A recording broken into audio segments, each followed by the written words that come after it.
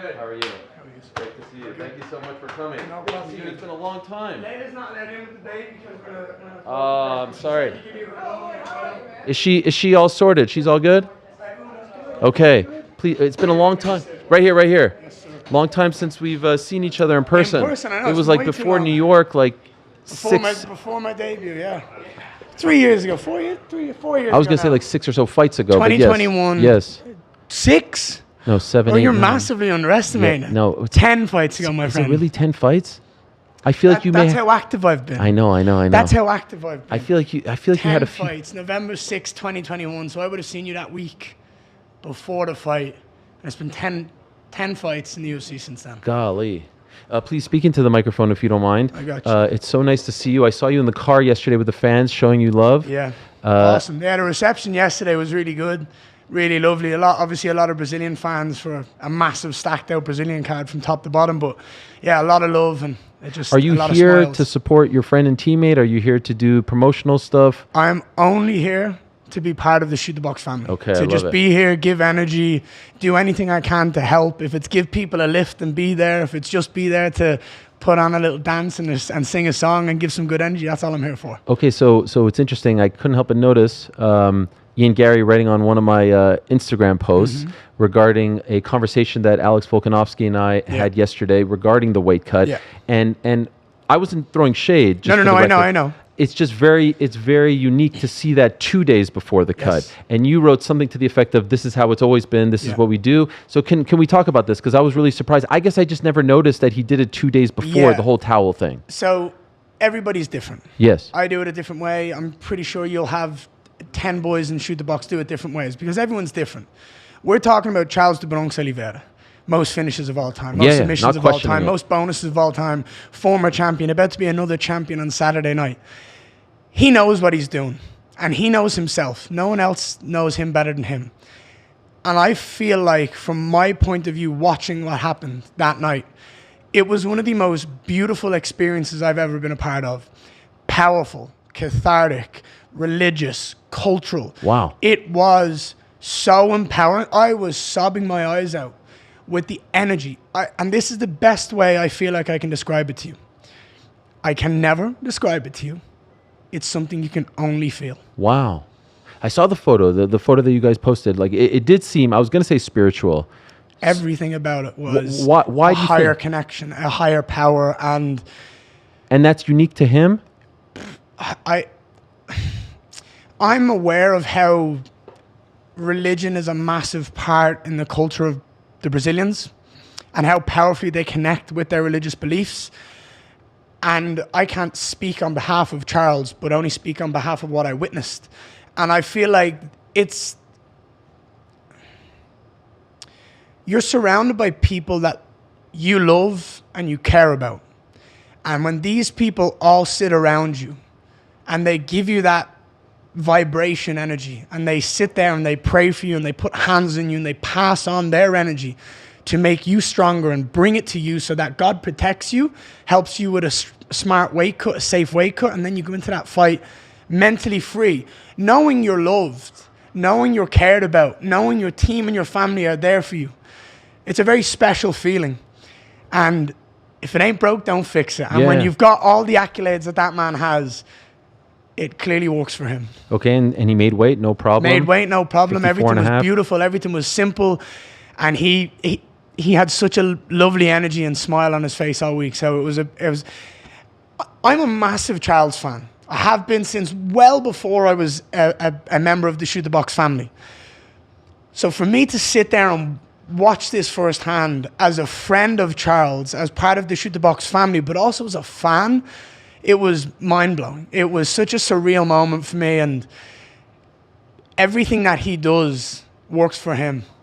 And I cannot wait to see it all accumulate on Saturday night. So and it's a obviously massive fight. It's gigantic. You're his friend. I'm not expecting you to pick against him. I mean, you're backing your guy, but you say it with confidence. Why, in your opinion, is Charles going to win this fight? But firstly, it's a tough fight. Like, Ilia Topuria is one of the greatest fighters in the sport right now. Look what he did in his last 2 fights. He knocked out 2 of the greatest featherweights of all time. But Charles isn't a featherweight. Charles is one of the greatest threats the UFC has ever seen. anywhere the fight can get finished, and it's over like that. It's done in a second. From flashy jiu-jitsu to one-punch combos, his style is mesmerizing and chaotic. And I feel like when you've got that aggression from Ilya and that chaos from Charles, I only see this being a car crash fight. Like someone's getting it somewhere, some way, somehow, and that's the battle in my mind. That's the dance that they have to do. Like this fight, the way I fight is very controlling. I like to control someone's pace. I like to make sure they move where I want them to move. I don't think either of these guys care. They're just going to meet in the middle, and that's the fight. So for me, when I think of Charles has just got everything. And I feel like Ilya just has to keep it on the feet. So for me, there's so many ways for Charles to be dangerous and offensively vicious. And his tools, I believe, his arsenal is far more deep than Ilya's is. But Ilya has still got that shotgun. So you have to be smart, but have confidence. And I think it's going to be a hell of a fight. And obviously, I'm Team Charles. And I think Charles is going to win. And I believe Charles is going to win. But I also believe that neither of these guys deserve to leave this fight night without a belt. I think both of these guys are phenomenal champions. They're both great ambassadors for the sport. The way they carry themselves, the respect they have, the love they generate from the fans and the fights they put on. Both of them are world champions in my mind. And it's going to be upsetting to see one of them walk away without a belt. When are we seeing you again? Whenever the UFC want to put me on, I've said yes officially to 2 guys. Okay. I have said yes to Belal, and I have said yes to Sean Brady. Okay. This week, I am trying to have a meeting with the UFC and organize everything, just get it finalized. But I've said yes to those guys. Whenever they want to do it, whenever they believe is the biggest show that they can When put do on. you want to fight again? I'd fight Saturday. Wow. That's Ariel. You know what I'm crazy, like? Look, man. How much you weigh? How much you weigh right now? 85. Okay, I weighed myself last night. 85 kilos. Easy. But it's easy for me. I just want to fight. I've told you this. I don't want to be in this political battle of I'm just going to try hold my spot. Try maintain relevancy and then look for this option. I want to be active. I want to beat the best in the world. Those 2 guys are number 1 and 2 in the world. I have a preference of leaning towards Belal for reasons that are very obvious. Former champion, just lost the belt in a close fight with the current champion, Jack Della Maddalena, has fought Sean Brady and knocked out Sean Brady and is number 1 in the world. So for me, I lean towards fighting Belal. But I'm not against fighting Sean, beating Sean and still being there. But whoever I fight, I'm fighting for a number 1 contender fight. That's it. Do you think they're No, in agreement? that's it. That's it. That's happening. Okay. That's. And I saw you going back and forth with Sean and saying like, of course, and he's insinuating that you don't want to fight him. No, that's bullshit. I look at my last 2 fights. 3 weeks notice against, and I think we can both sit here and agree that Shavkat and Carlos Praches are far more dangerous than someone like Sean Brady. With Sean Brady, you know what you're getting. He doesn't hit hard. He's going to wrestle. He's great at wrestling. He's great at submission grappling. But you know what you're getting. When you stand across from someone like Carlos Praches and the way he, 28 fight finish streak both of those guys were on combined. And I ended both of those finish streaks. I'm not afraid of any man walking this earth. I'm the best welterweight on this planet. And it's my job to prove that. And I need to fight the best guys in the world to prove that. So whoever the UFC want as the bigger fight next, I've already said yes to. What happens? So we know we're getting JDM versus Islam. Yes. What happens if the winner of that fight says, Shavkat, he's been here, this and that? Is there any worry that he's going to come right back in that spot? Or do you think that your activity will seal the deal? I am inevitable. It's only a matter of time before I get that belt wrapped around my waist. Whether they want to, and I mean by they, I don't mean the UFC, I mean by whoever's the champion, want to drag it out and call out someone else and choose someone else, I'm going to get my opportunity. And I don't mind beating up both Belal and Sean Brady in the time, if that's what happens. But I'm fighting for a number 1 contender fight next. And whoever wins that belt between JDM and Islam, I'm fighting next. Now, be honest with me. When you saw a couple of weeks ago your old friend Kamaru Usman beat Joaquin Buckley. Massively surprised. Surprised? I did not. I thought Buckley was going to absolutely starch him. Really? I thought, well, when you've been out of the game for a long time and you're coming off a 3-fight skid, which he was, and in those fights he didn't look bad. Do you know what I mean? He just... Shavkat fight, he looked okay. Took it on short notice. Kamzat. No, sorry. Kamzat. I Yes, got you. yes, Don't yes, worry. yes. Yeah, but he didn't look 2 years bad at ago. all. Yeah, No, yeah, didn't look bad. yeah. He didn't look bad against Leon. He didn't look bad against Kamzat. And he didn't look bad against any guys. He just got beaten by the better guys on the night. Yeah, yeah. And they beat him. And that's okay. To come in against a guy who had confidence and that explosivity that he fights with, that kind of, I call him a runner. Like, he wants to run through you. He's zero fundamentals. But Usman just dominated that lead hand battle. And stopped everything that Buckley had. And I was very impressed. But you and I both know what Usman's going to do. He's going to take as much time as he possibly can to try and fight for a belt and jump the ladder and do all those things. I don't believe you lose 3 fights in a row, beat number 7 in the world, and get a world title fight. I don't believe it. Would it be at all awkward for you if they asked you to fight him? I'd fight anyone. No problem. I'd fight anyone. I'd punch them out off him. Yeah. He's not going to out-wrestle me. He's not going to out-grapple me. He's not going to out-cardio me. There's nothing that man can do to phase me or my skill set. I'll jab them out off him. I'll knock him out, and that's it. You had to have watched with a bit of a smile after all the stuff Buckley said. No?